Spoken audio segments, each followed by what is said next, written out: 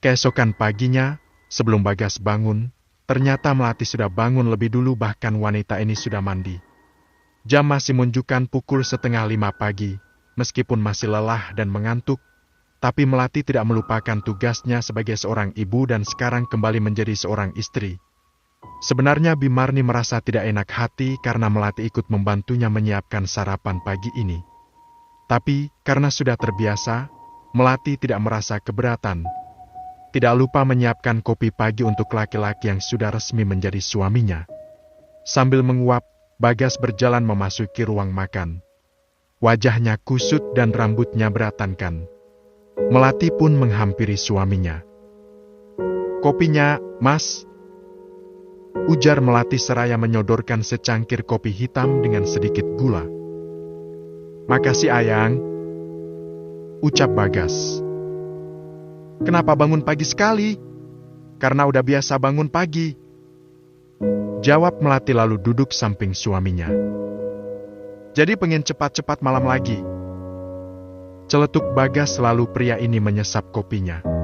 Melati hanya tertawa mendengarnya. "Aku mau ke pasar, nggak apa-apa kan?"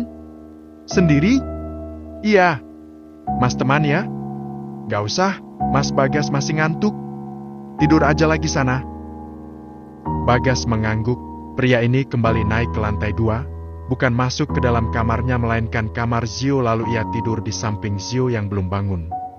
Melati pun mengambil tas belanjaan. Setelah itu ia bergegas pergi ke pasar menggunakan sepeda motor seperti biasanya. Melati tidak ingin bersikap manja meskipun suaminya yang sekarang sangat kaya raya. Bahkan Bagas sendiri tidak masalah jika makan dari semua barang belanjaan yang dibeli dari pasar umum. Pergi ke pasar dengan tenang tanpa dicegat oleh Ara. Wanita ini sibuk memilih ikan segar, daging-dagingan dan sayur-mayur beserta lauk pauk yang lain. Setelah tasnya sudah terisi penuh, Melati pun bergegas pulang. Berangkatnya aman, tapi saat pulang entah kenapa Melati sangat sial sekali, ia kembali dicegat oleh Ara. "Kali ini apa lagi? Kenapa kau sangat suka mencegatku? Aku hanya ingin hubungan kita kembali seperti dulu. Seperti kamu menjadi istriku. Apa kau tidak kasihan melihat Zio hidup tanpa seorang ayah?" Melati menertawakan perkataan Ara. "Sampai kapanpun, aku tidak akan pernah memperbaiki hubunganku dan kamu. Kau bukan lagi rumah bagiku maupun Zio. Ara, apa kau lupa di saat kau ingin melanjutkan pendidikanmu, ingin seperti kedua kakakmu, kau merayuku untuk menjual rumah peninggalan kedua orang tuaku. Tapi, setelah kau memiliki nama dan gaji yang besar, kau seolah lupa padaku. Dan sekarang kau masih memiliki muka menampakkan diri di hadapanku.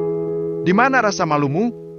Maka dari itu, kembalilah padaku, Melati," pinta Ara memohon. "Kembali padamu, ibarat menanam luka yang sama. Aku janji tidak akan menyakiti kamu lagi," ucap Ara terdengar sangat lucu. "Selingkuh itu adalah penyakit. Kau ingin kembali padaku sebab tidak ada yang mengurus ibumu, iya kan?" Melati kembali menertawakan. "Mana perempuan yang berpendidikan itu? Mana perempuan yang kau puji cantik itu? Mana perempuan yang kau bilang paling mengerti dirimu? Kenapa harus mencari Melati yang sudah kau sakiti sampai ke akarnya? Ara, kau ingin kembali padaku bukan sebab kau cinta padaku melainkan sebab ibumu. Aku tahu betul kau dan keluargamu seperti apa."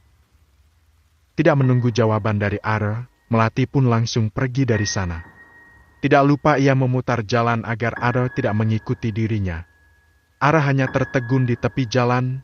Pria ini sudah tidak tahu lagi harus seperti apa menarik Melati kembali ke dalam kehidupannya. Pria tak berlalu ini mulai memikirkan sebuah rencana. Ia akan kembali menggugat Melati di pengadilan mengenai hak asuh anak. "Ya, aku harus merebut hak asuh Zio agar Melati bisa kembali padaku," ucap Ara begitu yakin. Padahal ia sendiri tidak tahu jika Melati sudah menikah lagi.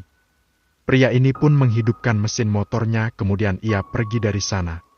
Akhir pekan yang sangat membosankan bagi Ara, pria ini hanya sibuk membersihkan rumah dan melipat pakaian yang menumpuk seperti perbukitan.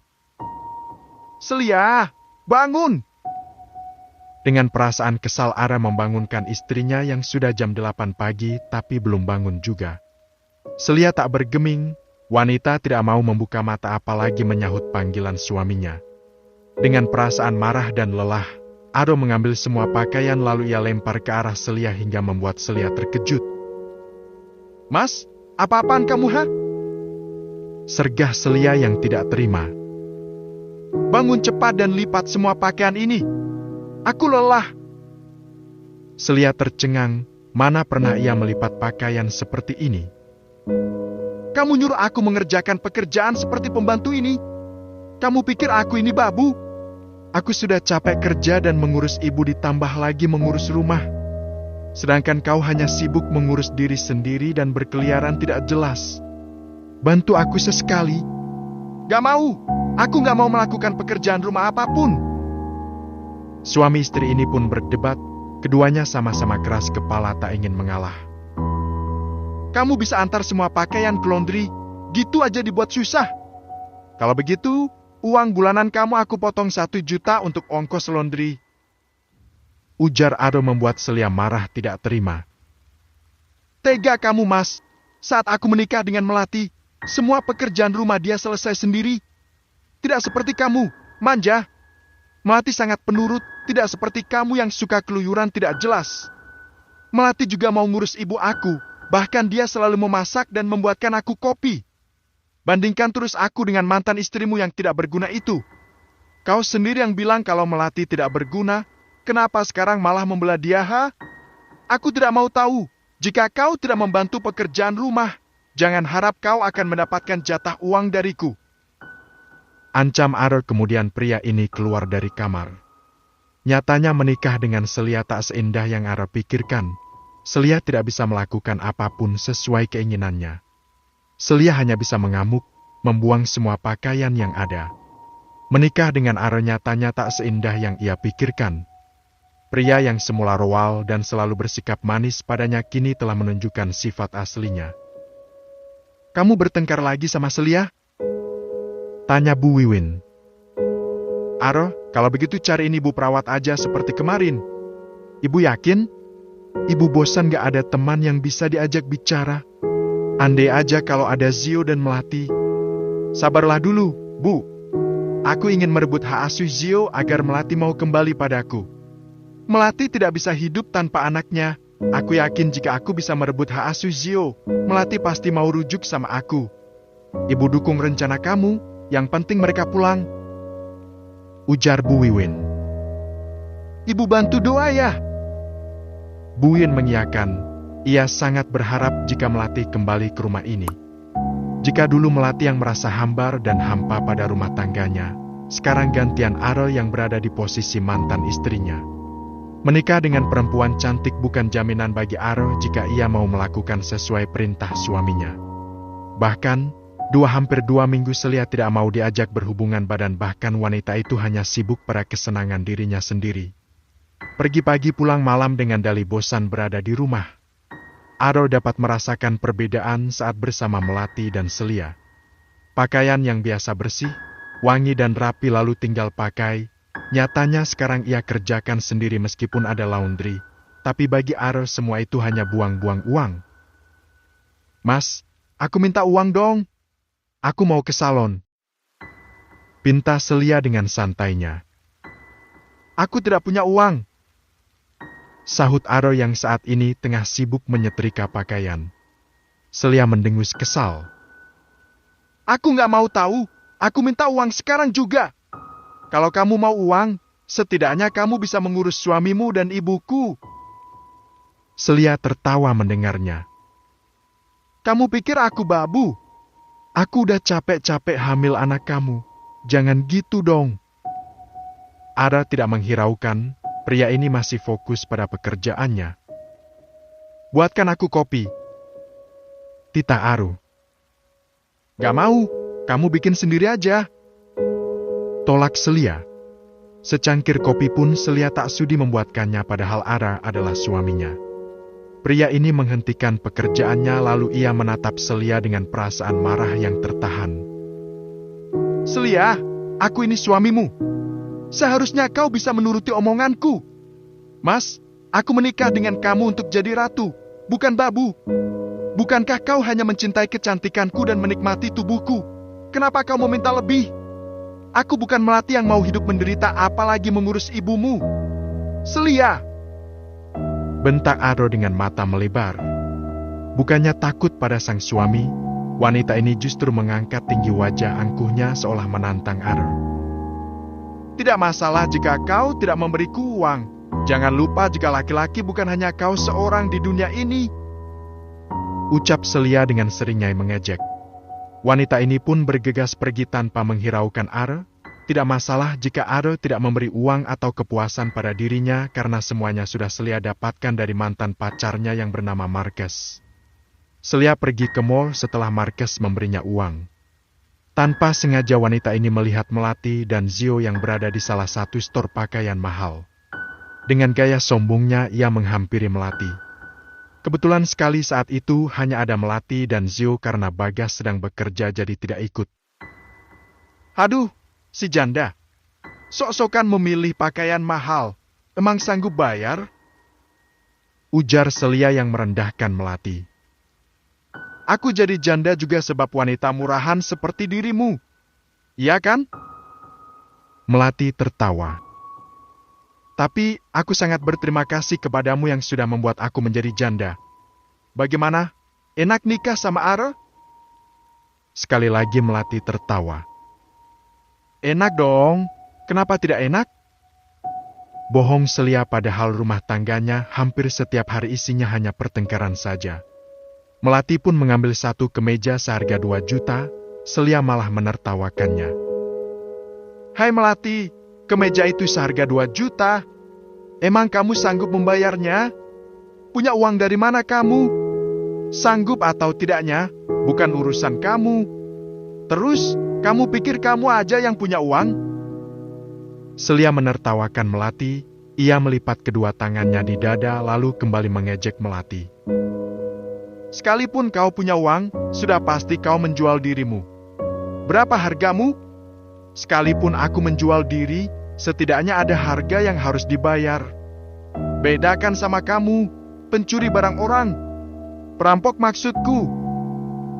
Balas Melati yang tidak mau kalah. Tanpa menghiraukan Selia, Melati pun pergi ke meja kasir lalu ia membayar pakaian tersebut kemudian pergi. Selia, aku sangat berterima kasih karena kau sudah membuat aku menjadi janda. Jika tidak, kemungkinan aku tidak akan menemukan kebahagiaan seperti ini. Ucap Melati dengan senyum tipisnya. Melati pun mengajak Zio pergi dari sana, tapi Selia terus mengikuti dirinya. Melati yang sangat geram, terpaksa masuk ke dalam stor yang menjual perhiasan. Melihat hal tersebut, Selia semakin penasaran pada Melati yang punya banyak uang.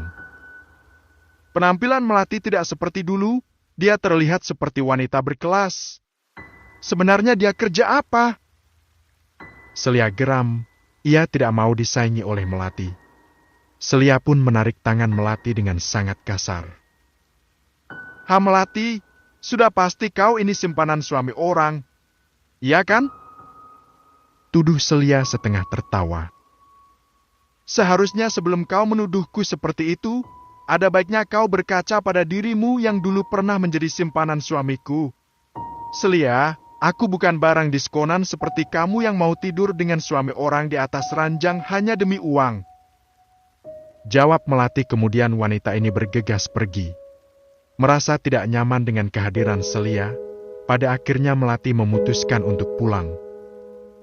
Seharusnya dia menjadi gembel, bukan seperti ini. Dia mengenakan pakaian bagus dan perhiasan, sialan. Siapa laki-laki di belakang Melati? Pasti tua bangka yang sudah pasti uangnya dikeruk sama Melati. Tidak mau ambil pusing, Selia pun kembali memutari mall mencari barang diskon walaupun ia hanya memegang uang 2 juta. Hanya seorang diri dengan perut yang membuncit, wanita ini sama sekali tidak memikirkan kandungannya bahkan setiap kali Are memberinya uang untuk kontrol kandungan, uang tersebut justru habis ia belanjakan hal lain. Malam hari di rumah, Selia yang baru pulang langsung mengadu pada Are. Selia juga menceritakan jika Melati membeli pakaian yang lumayan harganya dan juga membeli perhiasan mahal. Aro yang mendengarnya semakin penasaran, kenapa Melati yang bercerai darinya bisa memiliki banyak uang. Aku yakin jika Melati itu simpanan suami orang. Ucap Celia yang begitu yakin. Sebenarnya dari awal aku juga udah curiga sama dia. Penampilan Melati sekarang beda saat dia hidup bersamaku. Ujar Aro yang masih penasaran. Suami istri ini semakin mempertajam pikiran buruk mereka kepada Melati hingga membuat Aro semakin mantap untuk merebut hak asuh Zio. Sama halnya dengan Melati, malam ini ia juga menceritakan pertemuannya dengan Celia kepada Bagas yang membuat Bagas marah dan tidak terima jika istrinya dituduh sebagai wanita simpanan dan jual diri. Harusnya dia melihat kartu yang Mas kasih sama kamu. Pasti dia semakin berpikir buruk tentangmu. Mereka adalah makhluk yang tidak tahu malu. Waktu itu suaminya yang mengatai aku jual diri. Sekarang istrinya. Awas saja nanti. Ucap Bagas yang merasa geram. Sebenarnya Bagas sekali mengaku sebagai suami Melati, tapi pria ini mencoba bersabar dan membiarkan Aro dan Celia bersikap penasaran pada Melati sekarang. Sayang, kamu harus membuat akun media sosial untuk pamer kebahagiaan. Biar mereka melihat bagaimana kehidupan kamu yang sekarang. Ujar Bagas memberi saran. Oh, benar juga. Tolong buatkan ya, Mas. Pinta Melati langsung diiyakan oleh Bagas.